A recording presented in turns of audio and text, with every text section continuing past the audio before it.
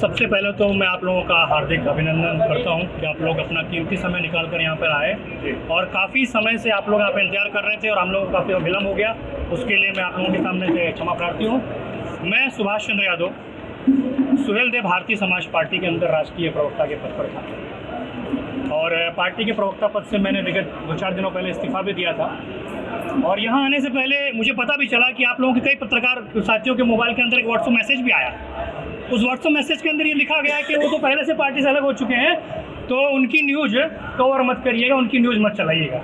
ये तो मुझे पता चल गया। तो ये आप समझ लीजिए कि सत्ता के अंदर रहते हुए माननीय ओम प्रकाश राजभर और उनके सुपुत्र किस प्रकार मीडिया के ऊपर दबाव बनाने का प्रयास कर रहे हैं। और वास्तविकता यह है कि अरुण राजभर जी की हैसियत क्या है।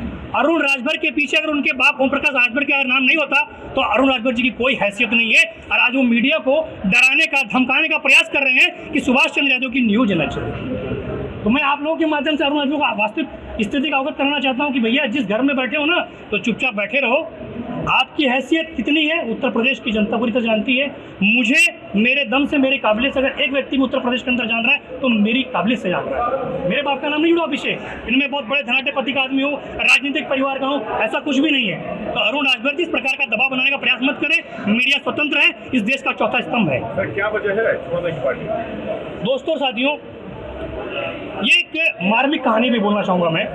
जो भी पार्टी होती, चाहे मैं अभी सुहेलदेव स्वाभिमान पार्टी की मैं सदस्यता लिया हूँ, जुड़ा हूँ, यानी ये मेरा एक परिवार है और परिवार का जो मुखिया होता है हमारे गार्जियन के बराबर होता है। विगत 26 अप्रैल को मैं इसी घोषी के अंदर था और मैं अरविंद राजभर जी का प्रचार प्रसार कर रहा था और 26 तारीख को मेरे घर पे एक दुखद घटना घटती है। मेरे सगे 19 वर्षीय भतीजे का सड़क दुर्घटना के अंदर एक्सीडेंट होता है और उसका देहांत हो जाता है। इस बारे में जानकारी शीर्ष नेतृत्व को थी, अरुण राजभर जी को, ओम प्रकाश राजभर जी को, अरविंद राजभर जी को। वो अरविंद राजभर जी, वो अरुण राजभर जी, वो ओम प्रकाश राजभर जी जो लखनऊ कार्यालय के अंदर जब भी उनका कोई काम होता, चाहे प्रेस नोट रिलीज करना और ड्राफ्टिंग करने, कुछ भी काम करना रहता था, सुभाष जी आप कहाँ, आप चले आइए। मैं चलाता था उनके फ़ोन के ऊपर। उनको जब पता चला कि मेरे घर पे इतनी मार्मिक घटना घटी हुई है, क्या उस व्यक्ति को एक फ़ोन करना उचित नहीं समझा उन्होंने? मैं तो उनके परिवार का सदस्य हूँ ना, वो मुझे अपने परिवार सदस्य मानते हैं ना।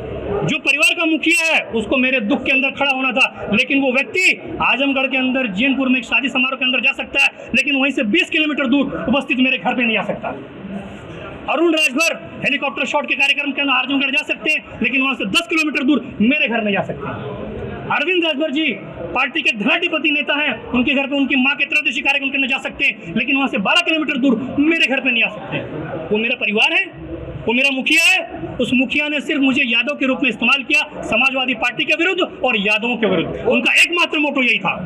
वो लगातार बोलते हैं कि हम पिछड़े समाज का, शोषित समाज का, दलित समाज का आवाज उठाने का काम करते हैं और उनके हक की लड़ाई लड़ने का काम करते हैं। देखिए, भारतीय जनता पार्टी के अंदर जो ओम प्रकाश राजभर जी नहीं थे ना, तो उन नेताओं को बोलते थे कि वो लोग नेता नहीं, लोडर हैं। वर्तमान में माननीय ओम प्रकाश राजभर जी खुद लोडर बन चुके हैं, लोडर बन चुके हैं और बहुत बड़े लोडर बन चुके हैं। वो पिछड़ों की बात करेंगे, अति पिछड़ों की बात करेंगे, दलितों की बात करेंगे, अति दलितों की बात करेंगे, लेकिन उनका हक लूट कर अपने आप को बड़ा करेंगे, अरविंद राजभर जी को बड़ा करेंगे, अरुण राजभर जी को बड़ा करेंगे। क्या और कोई नहीं मिला उनको अरविंद राजभर के अलावा टिकट लेने के लिए? एमएलसी के अंदर भी अरुण राजभर जी का फॉर्म भर गया था।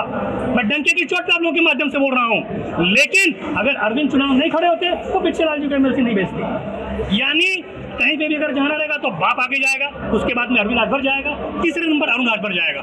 बाकी लोग क्या पिछड़े दलित सिर्फ उनका ढोला उठाएंगे, उनकी गुलामी करेंगे? तो पिछड़ा दलित जो है, उनके नाम पे जो दुकान चला रहे हैं, उनकी दुकान बहुत जल्द बंद होने वाली है। कार्यकर्ताओं को क्या निर्देश दिए जाते थे, किस तरह का? अरे बहुत अच्छे सवाल पूछा आपने। मैं तो आप लोगों के चैनल के माध्यम से, मेरे क्षत्रिय भाई हैं, उनसे निवेदन करूंगा, ब्राह्मण भाइयों से हाथ जोड़ के निवेदन करूंगा, क्योंकि ब्राह्मण हमारे हिंदू कल के अंदर सर्वोपरि देवता के बराबर है। पार्टी के सुप्रीमो ब्राह्मणों को, ठाकुरों को गरियाने का काम करते हैं और बाकी कार्यकर्ताओं को बोलते हैं कि दबा के गरियावा ताकि राजभर समाज हमारा खुश हो जाए। आप मुझे बताइए, चुनाव जीतने के लिए क्या किसी पर्टिकुलर एक समाज को टारगेट करना चाहिए? क्या राजनीति सिखाती है? ओम प्रकाश राजभर जी कहते हैं, उनके सुपुत्र दोनों कहते हैं, क्या कहते हैं कि राजभर जो ब्राह्मण उनको गरियाइए, ठाकुर को गरियाइए। और कुछ दिन पहले तो एक वीडियो भी वायरल हुआ था ना, पूरे चैनल में चला था, सबने देखा था किस प्रकार उनके जिला के जो अध्यक्ष थे किस प्रकार ठाकुरों की मां बहन बेटियों को रिहा रहे थे। क्या उसके ऊपर ओम प्रकाश अकबर जी ने अभी तक एक्शन लिया, कार्रवाई की, उसको पार्टी से निकाला? कुछ नहीं किया। यानी कहीं ना कहीं ओम प्रकाश राजभर और उनके परिवार की मौन स्वीकृति है, वो सिर्फ यूज करना चाह रहे हैं, वोट लेना चाह रहे हैं ठाकुरों का, ब्राह्मणों का, लेकिन उनके मन के अंदर इन लोगों के प्रति काला भरा हुआ पूरी तरीके यादव से। समाज से आते हैं आप, और उन्होंने कहा था, आप यादव समाज से आते हैं, उन्होंने कहा था हीरो की बुद्धि 12 बजे खुलती है, आपको कितना समय लग गया ये जानने में? देखिए, सुबह का भूला अगर शाम को घर लौटा तो उसे भूला नहीं कहते। मेरी बुद्धि जब भी खुली तो मैं आ गया ना। लेकिन आप ये ओम प्रकाश राजभर जी से पूछिएगा कि तुम्हारी बुद्धिया कब खुल रही हो, तुम्हारी बुद्धिया कब खुल रही है? तू पिछड़न के बात करा ला ना, कुछ दिन पहले बोल रहा है 69 शिक्षक भर्ती की जो लड़का बैठा हुआ है कुल लात खाए लायक हुए हैं, वो उसी की जनता उनके अब लतिया के भेजे वाली है, बापुओं के लतिया और बेटुओं के लतिया वाली है, तब खुदे लात खाए वाला हूँ। अच्छा नेताजी 2 दिन पहले उनको जितावत रहा है, कैसे लगा? ये सवाल जाके पूछा कि 2 दिन पहले योगी की यात्रा आना है तो तुम कैबिनेट में कहाँ शामिल होगी ना, पूछा हिम्मत है, कुछ नहीं तो नहीं जाएगा उन्होंने से। योगी जी तो खुश है उनसे, योगी जी तो खुश हो, तो मोहम्मद दोनक मंशूर समझ में आएगा कितना खुश है, कुछ चेहरों से तेज में समझ आएगा ला राजभर समाज एक स्वाभिमानी समाज होता है। जिस प्रकार पूर्व के अंदर ब्रजेश पाठक के चरणों के अंदर जिस प्रकार लौट गए थे, परसों आप सभी लोगों ने देखा ना कैसे लौट गए थे योगी जी के चरणों में। तो ये लौट के चाह रहे हैं कि भैया मुझे भीख दे दो, क्योंकि ओम प्रकाश राजभर जी जब समाजवादी पार्टी का गठबंधन था तो बोलते थे कि मैं इनको मठ में भिजवा दूंगा, कटोरा पकड़ के भीख मंगवा दूंगा। आज अरविंद राजभर माननीय योगी आदित्यनाथ जी के चरणों के अंदर बैठ के कटोरा लेके भीख मांग रहे हैं कि मुझे सांसद की भीख दे दो। आज आपके साथ कितने लोगों ने इस्तीफा दिया? दर्जनों लोगों ने इस्तीफा दिया। 19 बताइए, आप 19 से 20 लोगों ने इस्तीफा दिया है। आपको ज्वाइन करना स्वाभिमान पार्टी ऑलरेडी आपके सामने हमारे राष्ट्रीय अध्यक्ष हमारे गार्जियन ने ज्वाइन करा दिया जी। क्या अच्छा दिखा? देखिए, जमीन से जुड़े हुए नेता है ना ये भी सुहेलदेव भारतीय समाज पार्टी के अंदर थे। इन्होंने सुहेलदेव भारतीय समाज पार्टी को अपने पसीने से सींचा, खून पसीने से सींचा, लेकिन बदले में इनको क्या मिला भैया? क्या ये टिकट पाने के अधिकारी नहीं थे? टिकट वो खाली ओम प्रकाश राजभर को ही है, अरविंद राजभर को ही है, और दूसरा राजभर क्या करिए।